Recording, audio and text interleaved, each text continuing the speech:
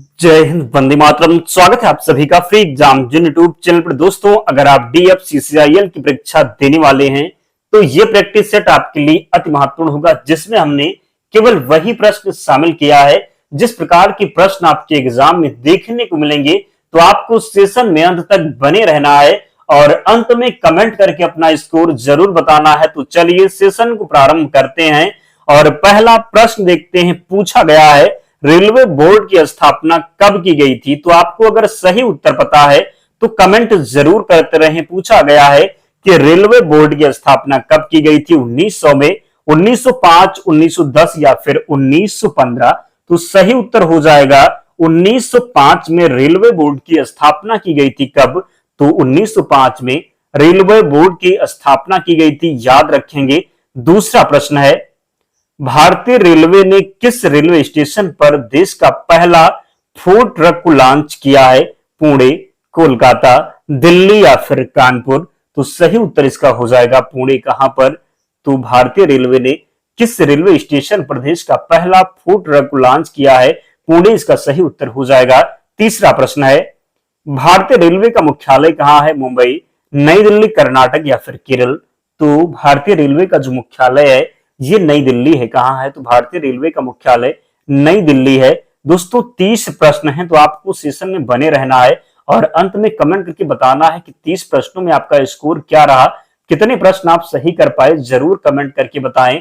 और जिन प्यारे दोस्तों ने अब तक वीडियो को लाइक नहीं किया है, वीडियो को जरूर लाइक करना है और चैनल को सब्सक्राइब कर लीजिए। डेली हमारे साथ जुड़िए, जब तक आपका एग्जाम नहीं हो जाता है हम उन प्रश्नों को लेकर के आएंगे जो आपके लिए महत्वपूर्ण है। हुबहू प्रश्न एग्जाम में देखने को मिलेंगे, इसलिए आप भी हमारा सपोर्ट करें।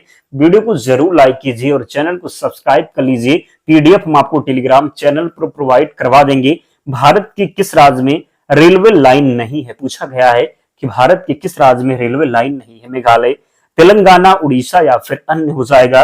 तो इसका सही उत्तर होगा कहां पर? तो भारत के किस राज्य में रेलवे लाइन नहीं है? तो मेघालय इसका सही उत्तर हो जाएगा। क्या होगा? तो मेघालय राइट आंसर होगा। पांचवा प्रश्न है, सूर्यास्त के बाद भी पृथ्वी की सतह के निकट वायु किस कारण ऊष्मा प्राप्त करती है? सूर्यतापन, स्थलीय विकिरण, चालन या फिर इनमें से कोई नहीं? तो सूर्यास्त के बाद भी पृथ्वी की किस सतह के निकट वायु किस कारण ऊष्मा प्राप्त करती है? तो इसका सही उत्तर हो जाएगा क्या? तो स्थानीय विकिरण होगा। क्या? तो इसका जो सही उत्तर होगा स्थलीय विकिरण हो जाएगा। सूर्यास्त के बाद भी पृथ्वी की सतह के निकट वायु किस कारण ऊष्मा प्रदान करती है? तो स्थलीय विकिरण। अगला प्रश्न है, आलू में स्टार्च किसके साथ अपक्रिया करने के बाद नीले रंग में परिवर्तित हो जाता है? आलू में स्टार्च जो है किसके साथ अपक्रिया करने के बाद नीले रंग में परिवर्तित हो जाता है? ब्रोमीन, आयोडीन, क्लोरीन या फिर फ्लोरीन? तो इसका सही उत्तर होगा आयोडीन। क्या होगा? तो राइट आंसर हो जाएगा आयोडीन। सातवां प्रश्न है, क्षार के संबंध में निम्न से कौन सा सही नहीं है? लाल लिटमस को नीला कर देता है, इसका स्वाद कैसा होता है, नीले लिटमस को लाल कर देता है या फिर इनमें से कोई नहीं? तो सही उत्तर इसका होगा नीले लिटमस को लाल कर देता है। कौन सा सही नहीं है? तो नीले लिटमस को लाल कर देता है। बाकी जो है लाल लिटमस को नीला कर देता है, ये सही है। इसका स्वाद कसैला होता है, ये भी सही, जबकि नीले लिटमस को लाल कर देता है ये गलत हो जाएगा, इसलिए सही उत्तर है। आठवां प्रश्न है, निम्न में से किस सिद्धांत के अनुसार कोई रॉकेट अंतरिक्ष में कार्य करता है? संवेग संरक्षण का सिद्धांत, ऊर्जा संरक्षण का सिद्धांत, गति संरक्षण का सिद्धांत या फिर इनमें से कोई नहीं?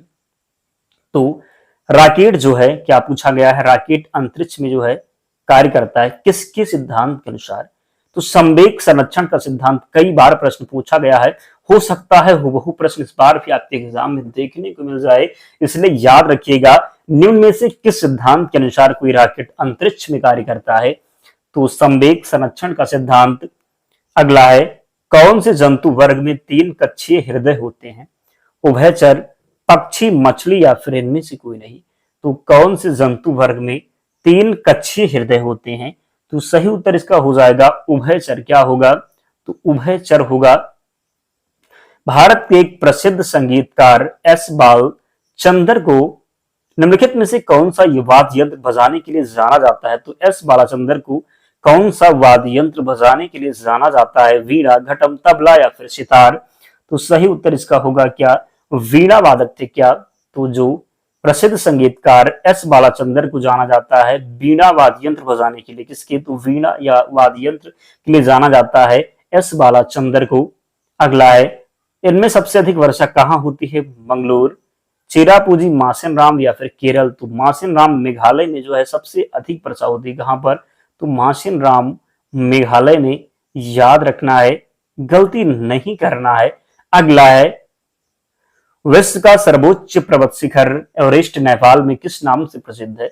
तो जो माउंट एवरेस्ट है इसको नेपाल में किस नाम से जाना जाता है? त्रिकूट, गौरी शंकर, गुरु शिखर या फिर सागर माथा? तो माउंट एवरेस्ट को नेपाल में सागर माथा के नाम से जाना जाता है। अगला प्रश्न है, यदि धन बहुत अधिक हो और माल बहुत कम हो तो वह स्थिति कैसी होगी? जब धन बहुत अधिक होगा और माल बहुत कम हो तो स्थिति कैसी होगी? अस्फीति, मुद्रास्फीति, मंदी या फिर इनमें से कोई नहीं? तो सही उत्तर इसका हो जाएगा मुद्रास्फीति। क्या? तो मुद्रास्फीति होगा। जब धन बहुत अधिक होगा और माल कम होगा तब क्या होगा, स्थिति कैसी होगी? तो मुद्रास्फीति। 14 नंबर है, 1943 में भारत के किस राज्य में भयानक अकाल पड़ा था? 1943 में भारत के किस राज्य में भयानक अकाल पड़ा था? बिहार, बंगाल, उड़ीसा या फिर केरल? तो 1943 में भारत के किस राज्य में भयानक अकाल पड़ा था? तो बंगाल होगा। क्या? तो सही उत्तर हो जाएगा बंगाल। 1943 में भारत के किस राज्य में भयानक अकाल पड़ा? तो बंगाल में। नेक्स्ट है, भारतीय संविधान के किस अनुच्छेद में गौहत्या पर प्रतिबंध लगाया गया है? अनुच्छेद 33, अनुच्छेद 22, अनुच्छेद 48 या फिर अनुच्छेद 50? तो सही उत्तर होगा अनुच्छेद 48। क्या होगा?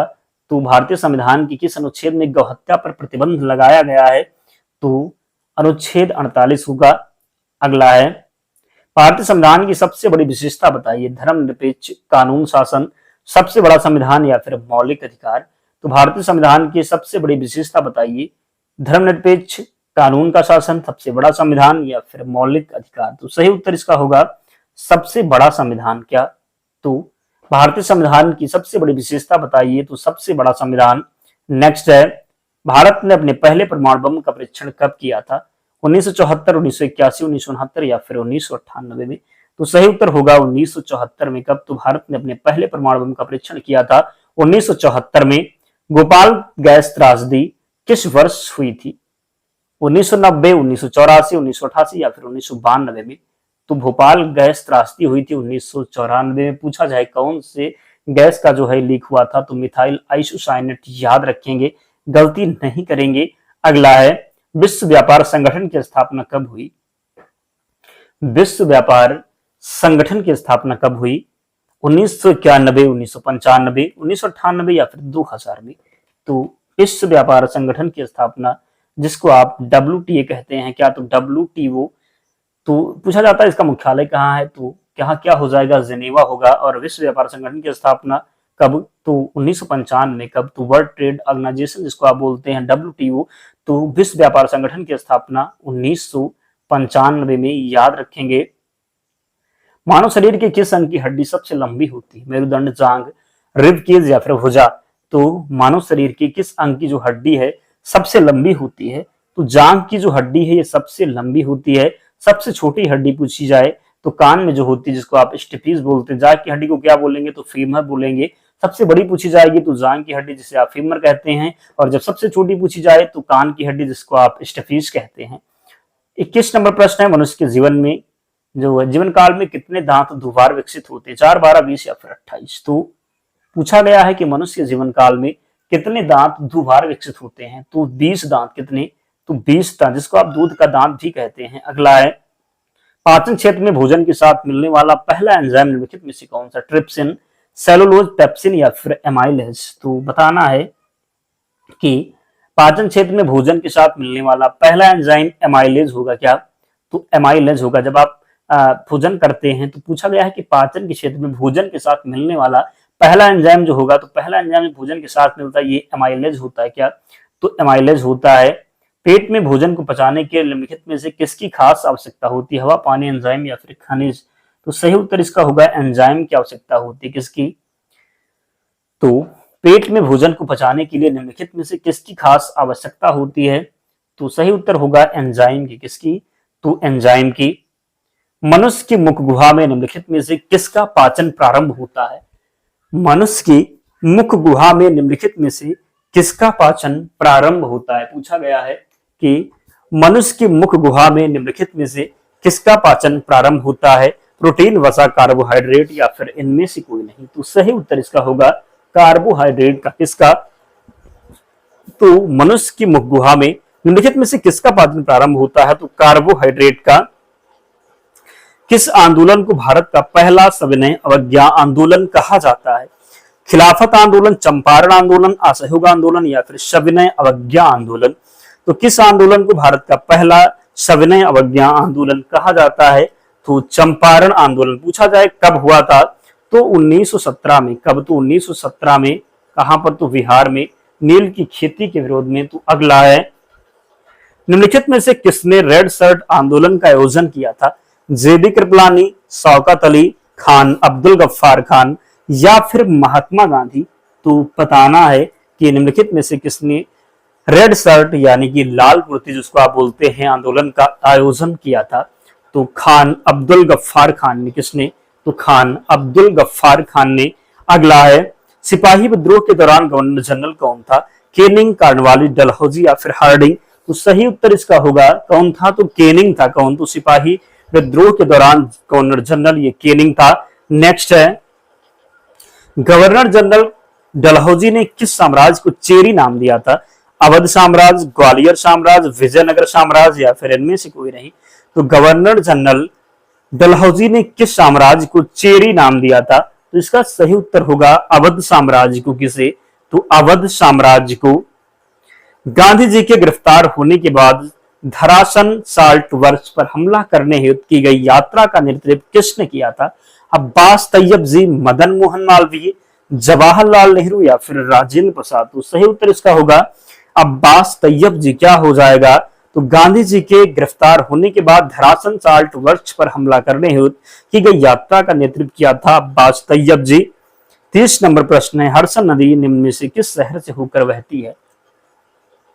बैंकॉक, न्यूयॉर्क, लंदन या फिर पेरिस। तो हडसन नदी निम्न में से किस शहर से होकर बहती है? सही उत्तर होगा न्यूयॉर्क। क्या होगा? तो न्यूयॉर्क होगा। दोस्तों 30 प्रश्न थे, तो आप लोग कमेंट करके बताइए कि 30 प्रश्नों में आपका स्कोर क्या रहा, कितने प्रश्न आप सही कर पाए, जरूर कमेंट करके बताएं। और पीडीएफ के लिए टेलीग्राम चैनल से जुड़ जाना, लिंक डिस्क्रिप्शन बॉक्स में है, या फिर आप टेलीग्राम पर जाएंगे और सर्च करेंगे फ्री एग्जाम जोन। क्या सर्च करना है? तो फ्री एग्जाम जोन आपको चैनल मिल जाएगा, ज्वाइन हो जाना। वहां पर आपको पीडीएफ प्रोवाइड करवा दी जाएगी आपके एग्जाम से पहले। तो मिलते हैं नेक्स्ट वीडियो में, तब तक पढ़ते रहिए, ध्यान रखिए अपना, स्वस्थ और सुरक्षित रहिए। जय हिंद।